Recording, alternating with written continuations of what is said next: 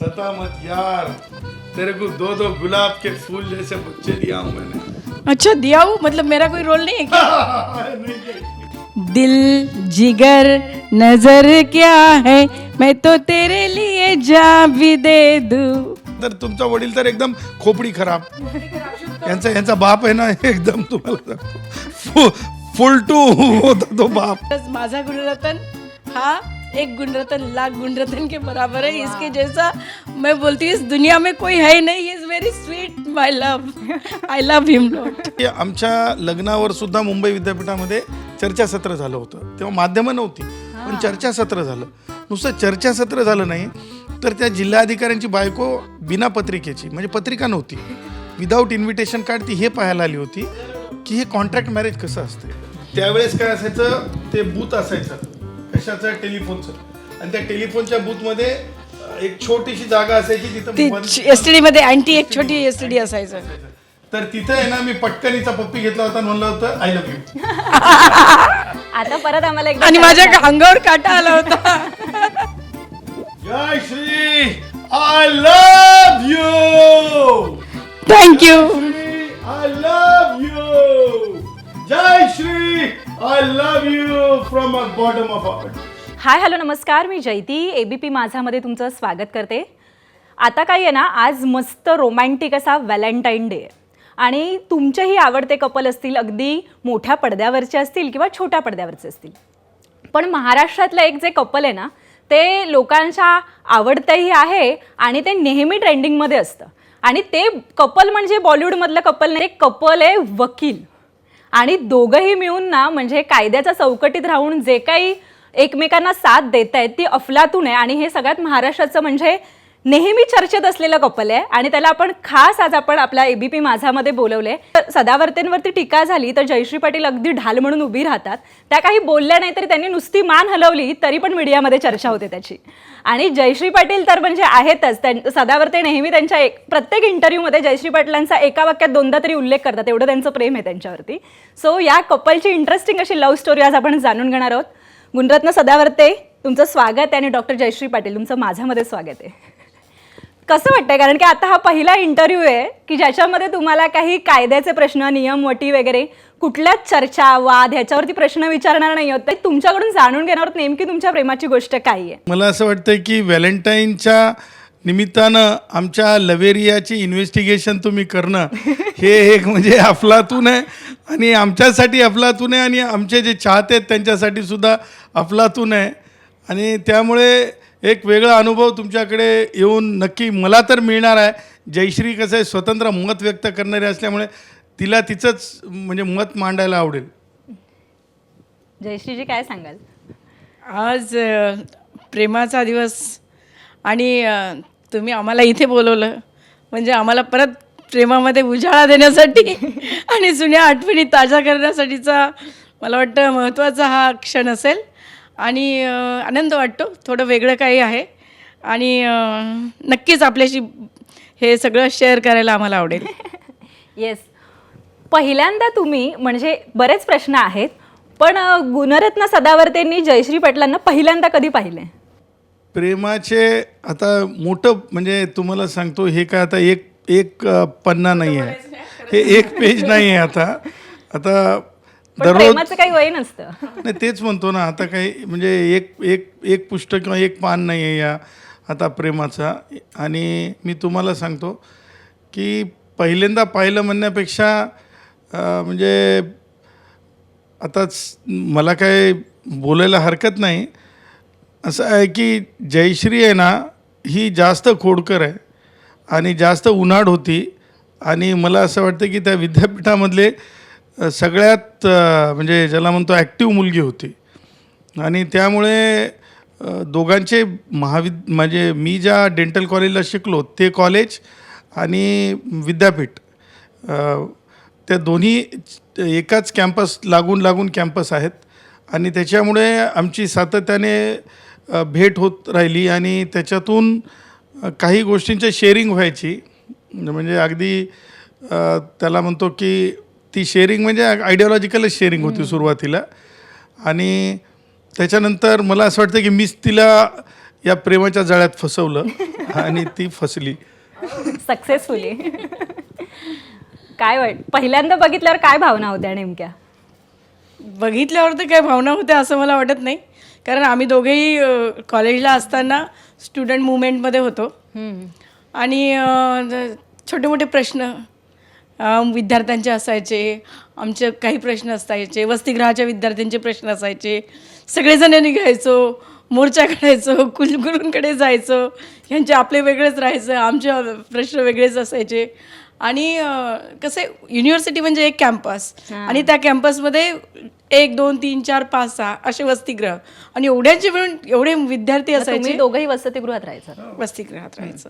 आणि मग तेव्हा खूप काही प्रश्न ज्वलंत असायचे, किंवा काही छोटे छोटे असायचे, जसं की आम्हाला टेलिफोन पाहिजे. तेव्हा तर काही मोबाईल वगैरे नव्हतेच. तर त्यामुळे आम्हाला म्हणजे अशा प्रसंगातच आम्ही भेटलो, आणि विचारधारा जी आहे ती डेव्हलप होत गेली. कारण मी पण लॉ शिकत होते आणि ते सुद्धा मेडिकल याला होते, आणि त्यामुळे विचारधारा एका दृष्टीने आमची जे आहे जुळत गेली. पण असं पहिल्यांदा स्पार्क कधी वाटलं की नाही आता आपल्याला, म्हणजे एक मुमेंट असतं ना, नाही हे आता मला प्रेम आहे बाबा ह्या व्यक्तीवरती, असं कधी वाटलं तुम्हाला? प्रेम आहे असं सांगणं फार कठीण आहे, कारण प्रेम काय अचानक बघितलं आणि झालं प्रेम, माझा काही त्याच्यावर विश्वास नाही आहे. मला वाटतं ते काहीतरी वेगळंच असेल. म्हणजे हा व्यक्ती परफेक्ट आहे आपल्यासाठी, असं अशी ती मुमेंट कोणती आहे की तो विश्वास वाटतो आपल्याला की नाही हा आयुष्यभर आता साथ देईल? ज्या माणसाने आपल्यापासून काहीच आयुष्यात लपवलेलं नाही, तो आपल्याला खरं सांगतो सगळ्या गोष्टी. त्यांच्या आईवडिलांशी आपल्याला म्हणजे समोरासमोर करतो, आणि घरातले काही बाबी आहेत तो पण शेअर करतो, किंवा आपल्या घरी येण्यासाठी किंवा आपल्या आईवडिलांना बोलण्यासाठी जो आहे तो पुढे येतो, तयार असतो. आणि कुठेतरी ही एक भावना निर्माण होते की आपलेपणाची भावना निर्माण होते. त्यामुळे तशी भावना निर्माण झाली, पण वर्षभर तर काही मला जाणवलंच नाही की असं काही असेल किंवा होईल. जेव्हा सुट्टीमध्ये घरी गेल्यावर एक महाशय डायरेक्ट 2-3 गाड्या भरून जे आले डायरेक्ट घरी बोलायला, माझे आईवडील अचंबून गेलेत. म्हणतात हे काय चालवलंय, काय चाललंय, शिक्षण शिकतायत. आणि मग त्यानंतर डंके की चोट पे हात मागितला. हात डायरेक्ट हात मागितला. पण नंतर पुढे खूप वर्ष चाललं. लग्न इमिडिएट नाही, first career, okay, then marriage, no compromise with career. Yes. तुमच्या लग्नाची एक वेगळी स्टोरी आहे, काय सांगाल? लग्नाची स्टोरी म्हणजे कसं आहे, आधीपासून मला कोणत्याही कायदेशीर कचाट्यात अडकणं आवडत नव्हतं, किंवा माझ्यामुळे इतरांना किंवा घरच्यांना त्रास किंवा ह्यांना त्रास. कदाचित जर आमचं लग्न झालं आणि आमचं जर पटलं नाही तर 10-15 वर्ष घालायचे का ते पुढच्या भानगडी डिवोर्स करण्यासाठी? Pre plan. म्हटलं बाबा आपण 1 वर्षासाठी लग्न करून बघू. म्हणजे जमलं पहिलं लग्न करून. म्हटलं जमलं तर पुढे कॉन्ट्रॅक्ट मॅरेज वगैरे. Contract marriage. म्हटलं जमलं तर ठीक आहे, नाही जमलं तर सगळे आपण आपल्या मार्गावर जाऊ. परंतु काय भयंकर त्या लग्नावर निषेध, मोर्चे, सगळे TV चॅनल म्हणतात ही हिंदू संस्कृतीच्या विरोधात आहे, हे काय चालवलं, हे काय चाललंय. भयंकर अशा गोष्टी झाल्यात. परंतु खरंच माझा गुणरत्न हा 1 गुणरत्न लाख गुणरत्न के बराबर है. इसके जैसा मैं बोलती हूँ इस दुनिया में कोई है ही नहीं. He is very sweet my love. I love him lot. काय 1 वर्षात अशी काय जादू केली डॉक्टर जयश्री पाटलांवरती की त्या आयुष्यभराच्या साथी झाल्या? नाही बघा, म्हणजे जादू ही ठरवून करणाऱ्या गोष्टी आहेत ना, त्या टिकत नाहीत. त्या म्हणजे उपजात, म्हणजे नॅचरली तुम्हाला ते वाटायला हवे असतात.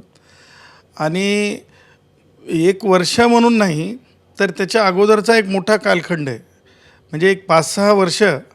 आता तुमच्या भाषेमध्ये, माध्यमांच्या भाषेमध्ये वेगवेगळे त्याला तुम्ही हे देऊ शकता, म्हणजे विशेषणं लावून सांगू शकता की फिरायला गेलो, त्याच्यानंतर अनेक ठिकाणी प्रवास केले, अनेक शहरांमध्ये काही कारणांनिमित्त गेलो. म्हणजे एकदमच आता हे आपलं मुलगा मुलगी पाहिली आणि आँख मिचोली हो गई और आँख मिचोली के अंदर जम गई, पड़ गई और चलो अभी शादी में बन गई, ऐसा नहीं है.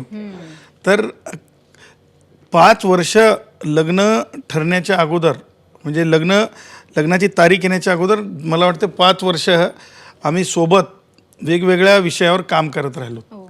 मग जयश्री माध्यमांमध्ये होते. दैनिक मराठवाडा नावाचं मोठं दैनिक होतं त्या काळातलं. किशोर कुलकर्णी साहेब संपादक होते आणि लॉ करत करत ती माध्यमांमध्ये सुद्धा होते.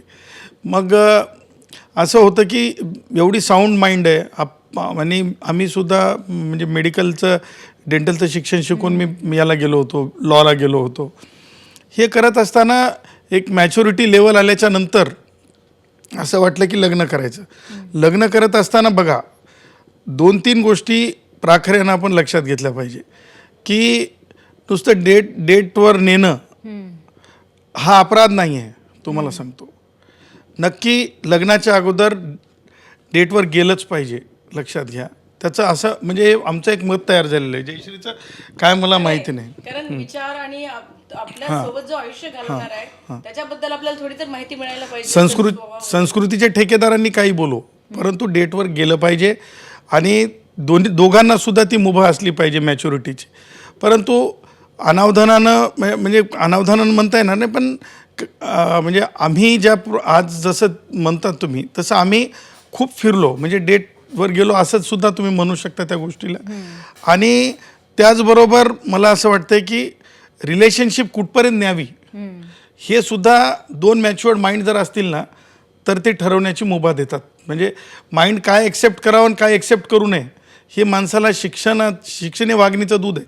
ते घेतलं की नक्की माणसाला सुचतंय की आपण योग्य करतो की अयोग्य करतो. आणि मला असं वाटतं की ह्या 2 गोष्टी ज्याला समजतात त्याला हे समजतं आहे की आपण काय केलं पाहिजे. आणि मग तो मुमेंट होता की आपण लग्नाला सामोरं जाणार आहोत.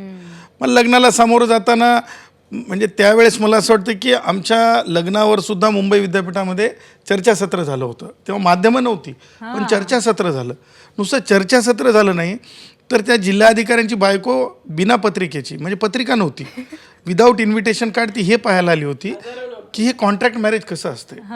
आणि माझ्या वडिलांनी आणि मला वाटतं माझा छोटा भाऊ डॉक्टरच आहे तोही राजरतन त्यांनी डिक्लेअर करून टाकलं आता जेवण म्हणजे बोलवलेले पाहुणे आणि जमलेली गर्दी. मग त्याच्यामध्ये मुलं विद्यार्थिनी म्हणजे मुलांनी याला गेले नाही काय म्हणतात त्याला क्लासला गेले नाही ते दप्तर घेऊन मुलं तिथं की कॉन्ट्रॅक्ट मॅरेज कसं असतं हे बघण्याचं. मग आंदोलन करणारे वेगळे हे संस्कृतीच्या विरोधात आहे हे सगळं. आणि त्यामुळं ते 1 वर्ष जे कॉन्ट्रॅक्टचं तुम्ही म्हणताय तुम्ही प्रश्नात जे विचारलं त्याच्यामध्ये असं झालं की म्हणजे मला असं वाटतं की झेन पोटात राहिली. आणि ज्यावेळेस झेन पोटात राहिली त्यावेळेस मला वाटतं की स्मेल थेरपी आणि त्यावेळेस लग्नाच्या नंतरचीच गोष्ट आहे ना लग्नाच्या नंतरच ना नाही लग्नाच्या नंतरचीच गोष्ट करतो मी. लग्नाच्या आधी कसं राहू शकते राहिलं असतं तर तुमचा वडील तर एकदम खोपडी खराब यांचा बाप आहे ना एकदम तुम्हाला सांगतो फुल टू होता तो बाप. आणि तो बाप इतका खतरनाक होता की माझा एक मित्र होता भारत. आम्ही यांच्या घरी पोहोचलो रात्री उशिरा. आता गेल्याच्या नंतर आम्ही हे जेव्हा माझ्याकडे आले पहिल्यांदा तेव्हा मी म्हटलं ना अचानकच आले तर आले ठीक आहे आले गड्या आणि बसले औपचारिकता झाली काही जेवण वगैरे केलं आणि गेले. नंतर 1-2 वेळा आलं कारण माझं गाव मुळात माहूरगड आणि तिथे पर्यटक येत असतात खूप म्हणजे मोठं तीर्थक्षेत्र आहे. रेणुका मातेचं म्हणजे ज्वलंत ठिकाण असं म्हणतात आहे ते. तर 2-3 वेळा आले मग त्यांना वाटलं हे काय वडिलांनी सांगितलं फर्स्ट मॅरी विथ युअर करिअर मग नंतर तुला जे करायचं तू जो ब्रेन तुला साथ देईल ते तू कर. अरेंज करायचं अरेंज करू तुला जर का लव्ह मॅरेज करायचं असेल तर लव्ह मॅरेज कर परंतु first you marry with your career. आणि ते सुद्धा माझ्या डोक्यात खरंच पक्क बसलं होतं कारण ज्या गावातून मी आलेले आहे तिथे 10वीपर्यंत शाळा होती आणि तिथे शिक्षणाची पर्यायी दुसरी कोणतीहीच व्यवस्था नव्हती. आणि एरिया नेक्स्लाइट एरिया आणि तिथे संध्याकाळी 4च्या नंतर अक्षरशः बससुद्धा नव्हती त्या म्हणजे गावातून बाहेर जाण्यासाठी किंवा इतर रिक्षा वगैरे कोणतंच साधन नव्हतं. पूर्ण खतरनाक एकदम डेंजर जंगल होतं पूर्ण जंगल एरिया. तर अशा परिस्थितीत माझे वडील म्हणजे त्यांचे विचार फार सुदृढ विचार होते स्ट्रॉंग होते स्वातंत्र्य सैनिक होते ते. आणि त्यांनी मला अशा परिस्थितीमध्ये बाहेरगावी एकटीला म्हणजे मी तर म्हणते त्या काळात 10वी संपली शिक्षण संपलं इव्हन मुलांचंही शिक्षण संपलं पण माझ्या वडिलांनी मला तिथून बाहेर शिकायला टाकलं तिथून. आणि मलाही समजलं की माझ्या वडिलांनी एवढं जे बाहेर पाठवलं एका विश्वासावर मुलीला, तर खरंच याच्यामध्ये काहीतरी तथ्य आहे. आणि आधी आपण लग्न जे आहे आपल्या करिअरसोबत केलं पाहिजे, कारण करिअरसोबत लग्न झालं तर तू स्ट्रॉंग होशील, तुला आयुष्यात मागे वळून पाहण्याची वेळ येणार नाही, मी असो किंवा नसो. हे माझ्या वडिलांनी सांगितलं होतं. त्याच्यामुळे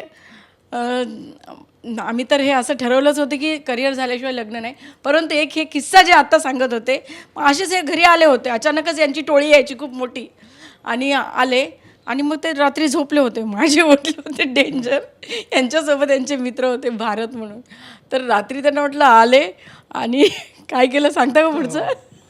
ते आले आणि जोरात तुम्हाला सांगतो एक लात मारली माझ्या मित्राला, आणि त्याचा एक सोन्याचा दात होता, तो सोन्याचा दातच निघून पडला. मग त्यानंतर ते म्हणजे त्यांचे वडील एवढे म्हणजे स्वातंत्र्य सैनिक होते आणि ते गोवामुक्ती संग्रामातले होते, त्यांना गोळीसुद्धा लागलेली होती. आणि तर ते असं पूर्ण स्वातंत्र्य द्यायचे, पण त्यांना बाकी आगाऊपणा काही जमत नव्हतं. आणि मग असे म्हणजे एकच प्रसंग नाही त्यांच्या गावामध्ये. एकदा मला त्यावेळेस खूपच वयच तसं असते, हुल्लड वय असते, त्यावेळेस एका पोलीस इन्स्पेक्टरनं सुद्धा मला पकडलं होतं की म्हणजे होळीच्या दिवशी आम्ही यांना भिजवायला आलो होतो. आणि त्यावेळेस म्हणजे सांगायचं हे की कधीसुद्धा म्हणजे आपण काय करतो हे तुमच्या सगळ्या गोष्टी वैचारिक याच्या असतात. म्हणजे आपण होळी खेळायची तर आपण कोणासोबत खेळायची, तेव्हा जयश्रीसोबतच खेळायची, ह्या भावनेतून गेल्याच्यानंतर त्यांना वाटलं इन्स्पेक्टरला, अरे गावात म्हणजे बाहेर गावात मुलं आलेत आणि काहीतरी आता इथं हे करतायत. त्यांना माहीत नव्हतं आम्ही यांच्या घरी चाललो, थांबवली गाडी. तर असं आपल्या विचारामध्ये परिपक्वता असेल, विचार आपले सुदृढ असतील, आपल्या दृष्टीमध्ये स्वच्छता असेल, एक चांगलं वाईट काही नसतं. कुणाला चांगलं वाटते तीच गोष्ट कुणाला वाईट वाटते. कुणाला प्रेम करणं चुकीचं वाटतंय, तर कुणाला प्रेम करणं हे अत्यंत चांगलं वाटते. कुणाला लिव्ह इन रिलेशनशिपमध्ये राहणं चुकीचं वाटतंय, तर लिव्ह इन रिलेशनशिपमध्ये कुणाला राहणं योग्य वाटते. कुणाला माइंड कसं आहे, हे माइंड मॅटर्स. तुम्हाला काय वाटते, त्याच्यामुळे जे आपल्याला योग्य वाटत गेलं किंवा जे जयश्रीला योग्य वाटत गेलं त्या प्रकारे करत गेलो. पण आता हा साधारण तुमच्या कपड्याचा जो चॉईस असतो तो कोण करतं? यांना ना प्रश्न दोघांना पण, म्हणजे कोणी उत्तर द्या. हां, माझ्या कपड्यांच्या बाबतीमध्ये मला असं वाटतं की Jayashree is the best designer. आजचं हे कोणी निवडले? रेड हे जयश्रीने निवडले आणि त्यांचे कपडे ते मी निवडले. त्यांच्या वडिलांनी मला घेऊन दिले. माझे वडील जे होते ते माझे वडील लग्नानंतर माझे सासरे कमी आणि माझे मित्र जास्त. माझ्या वडिलांसारखंच त्यांनी मला प्रेम दिलं. मी सारखं नाही म्हणणार, माझे वडीलच होते ते. आणि आम्ही हे असो की नसो कुठे जाऊ, जयश्री चल जाएंगे घूमने, जयश्री चलो इधर जाएंगे, जयश्री चलो उधर जाएंगे. आणि आम्ही सिक्कीमला गेलो होतो, तर ते तिकडला असा हा परिधान ड्रेस आहे. तर ते म्हणाले की जयश्री म्हणजे हे तुला खूप छान दिसणार, आपण हाच घेऊ. म्हटलं कसं बाबा? तर म्हणाले याच्यामध्ये जो रंग आहे ना, हा काळा रंग तुला छान दिसेल आणि तुला काळा रंग आवडतो. आता सदावर्तनकडे एवढे गॉगल वगैरे आहेत, तर किती गॉगल आहेत साधारण तुमच्याकडे? तुम्ही पण बरेचदा घालता. खूप मोठा डिस्प्ले आहे त्यांचा गॉगल साधारण. बघा, आमच्या काही शौक नाहीत. आम्ही कधीच पिक्चर, मूवी, थिएटर वगैरे असं काही गेलो नाही. आम्ही नेहमी एक विचारधारेमध्ये आमचं दोघांचंही डेव्हलपमेंट झालेलं आहे. विचारधारा अशी. आकडा किती आहे? अच्छा, गॉगल्सचा तर डिस्प्ले आहे खूप मोठा, म्हणजे मी म्हणतो दुकानामध्ये असतो ना तसा, किती असतो? शॉपसारखा. शूजचा पण खूप मोठा डिस्प्ले. संख्या सांगा. संख्या काय सांगणार मी? संख्या नाही सांगणार. संख्या कसं सांगणार? 500 जास्तच असणार. आणि ही नाही एक गोष्ट तुम्हाला खोटी सांगतो, ही नुसती म्हणजे माझ्या प्रेम कहाणीची आमची कहाणी नाही लवेरिया, पण माझ्या वडिलांच्या ज्या मैत्रिणी होत्या, माझे वडील हे ऑर्केस्ट्राशी संबंधित होते, तर त्यांच्या मैत्रिणींना सुद्धा हे त्यांना भेटवून द्यायचे. हे इतके म्हणजे यांचे एकदम असे रंगील संबंध होते, एकदम म्हणजे ते मित्रच असल्यासारखे. आणि तुम्हाला सांगतो, वडिलांनी माझ्या बॉडी डोनेट केल्याच्या नंतर त्यांच्या जेवढ्या मैत्रिणी होत्या त्या मैत्रिणींना बोलवून त्यांचं म्हणजे सगळं अगदी म्हणजे वडील गेल्याच्या नंतर त्यांना असं वाटावं की आणखीन कोणीतरी आपल्याला रिस्पेक्ट करते, बोलवते. तसे यांनी बोलून त्यांची सुद्धा एकदम मनधरणी केलेली आहे. असं त्यांचं नातं दोघांचं. हे ॲक्च्युली नातं खूप गोड आहे, कारण की हे असं नातं खूप कमी ठिकाणी असतं. म्हणूनच तुम्ही एवढं सगळं सहन करून इथे छान नांदलात आणि 1 वर्षाचा कॉन्ट्रॅक्ट पुढे गेला. आता तुम्ही दोघांनी एकमेकांसाठी एक गाणं डेडिकेट करायचं.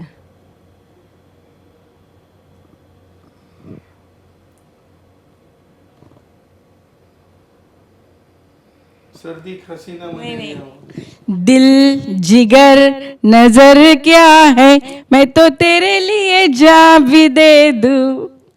दिल जिगर नजर वेगळं क्या. करा, त्यात त्यांचं कॉपी अच्छा, कट त्यांचं करतात. copy cut हां, copy paste करतात. अच्छा अच्छा अच्छा अच्छा. सर्दी खांसी ना मलेरिया हुआ, सर्दी खांसी ना मलेरिया हुआ, जय श्री तेरे साथ लवेरिया हुआ, लवेरिया हुआ, लवेरिया हुआ. आता तुम्ही कधी खरं प्रपोज केलंय की नाही मला माहित नाही, पण हे रोज आहे आणि त्यांना जर तुम्ही प्रपोज केलं तर कसं कराल त्याची झलक पाहिजे. नाही गुडघ्या गुडघ्यावर वगैरे बसून दाखवाच तुम्ही आज. नाही तुम्ही आता दाखवा. प्रपोज लय मस्त केलं होतं. त्यावेळेस काय असायचं, ते बूथ असायचं कशाचं, टेलिफोनचं, आणि त्या टेलिफोनच्या बूथ मध्ये एक छोटीशी जागा असायची, ती तिथं एसटीडी मध्ये अँटी एक छोटी एसटीडी असायचं. तर तिथे आहे ना, मी पटकनीचा पप्पी घेतला होता आणि म्हणलं होतं आय लव्ह यू. आता परत आम्हाला एकदा आणि माझ्या अंगावर काटा आला होता. Sit on knee. Bend on अरे बसा आता नी वरती काय आता म्हणते. अरे जय श्री सता मत यार, तेरे को 2 गुलाब के फूल जैसे बच्चे दिया हूं मैंने. अच्छा दिया हूँ, मतलब मेरा कोई रोल नहीं है क्या? अरे नहीं